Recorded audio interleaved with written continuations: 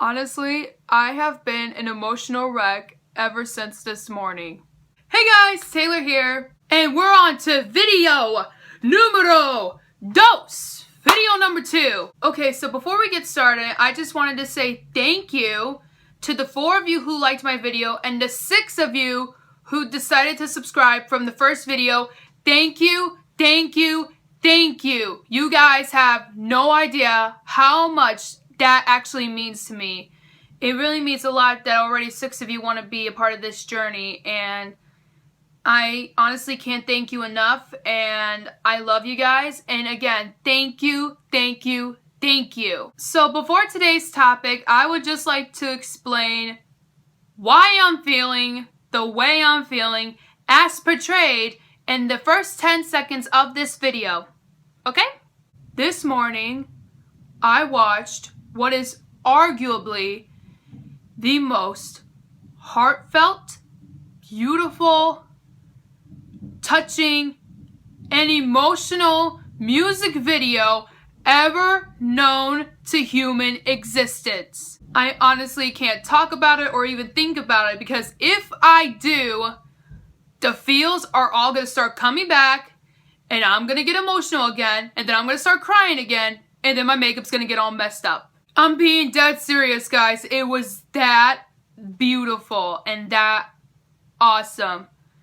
Probably one of my most favorite music videos to date ever by any artist. That is the honest truth. I just really wanted to clarify that. And you can't blame me, okay? I am a woman and I have feelings. Okay, so out with all that emotion stuff, now it's time to talk about today's video. If you watched the video from last week, I said that 60% of the content on the channel will be about my autism and about my insight and my experiences, and 40% of it will just be plain fun. Today's video is one of those autism related videos and about my experiences. So sometime over the weekend, I went on my Instagram page and I asked you guys what you wanted me to talk about in my blogs and or the videos. I got a few responses, but one of them I really wanted to talk about this week was my thought process while learning and how I was able to improve on my reading comprehension. This is just one of those topics that I wanted to do both blog post and a video. And I did happen to write and post a blog post about this topic yesterday. I'll go ahead and post an annotation of the link right about here, if you guys want to go ahead and check it out. Okay, so guys, let's talk. Let's go ahead and talk, guys. For as long as I can remember, I was always struggling with my reading comprehension and my thought process. Simply because the way I think is much more different than the way you think, or much more different than the average person thinks. I think Dr. Temple Grandin said it best when she said that she thinks in pictures. And for me, that is 100% accurate, because 90% of the time, I think in pictures. I use these pictures to help me connect the information that is being sent to my brain, which in a sense makes me more of a visual learner than a person who learns just by hearing and reading. I can't do that. I have to have pictures in my mind in order for me to convey it. Every year in school, for as long as I can remember, we took these tests, not just the state tests, but classroom reading tests, where we had to read a passage and answer the questions about, what happened, and who is the main character, who did this, who did that, where was this story taking place, stuff like that. And so I would read it, but my brain is so much more different than the average brain. And I feel like the only way I can explain how my brain works to you guys compared to the average brain is basically to show you, which is exactly what I'm going to do right now. May I present to you the dry erase board of insight. Worst random side of head drawings, I know. So, how your brain works is that you see that this is the first part of the story, and so your brain perceives it as what happened first. Second passage of the story, what happened second. Third part of the story, what happens third. And the fourth part of the passage is what happened last. And you immediately block out the car and the light and the background noise. Okay, so let's say the car starts running, so I'm assuming the car is the most important part I should notice on. Or the lights go green, maybe I should notice that next. And then part 2 of the passage is what I think goes first. So I'll say 2 here, and then maybe 1.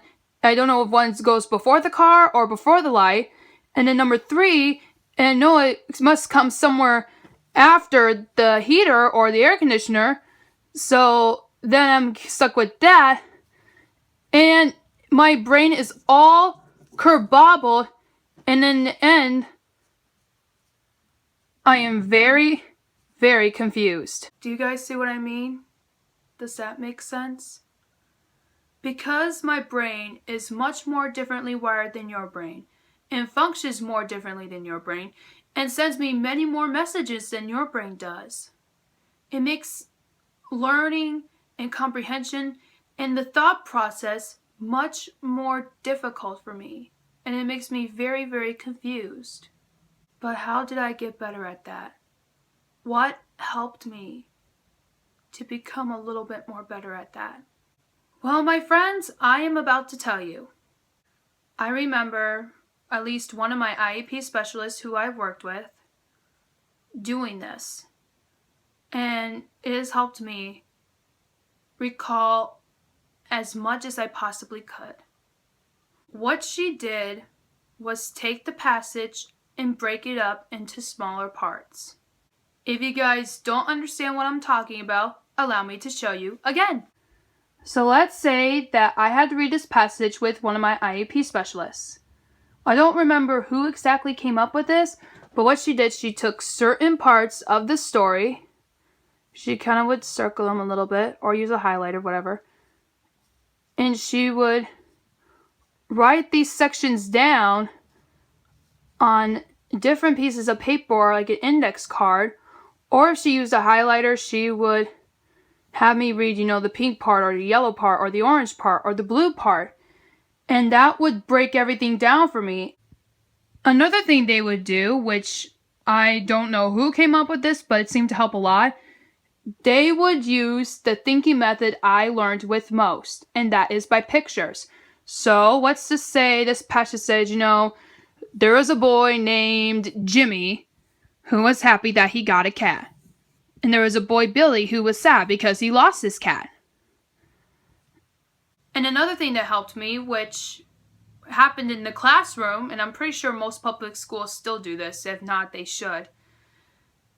The story we would read in our reading books was on this audio CD or on this audio tape with somebody narrating the story.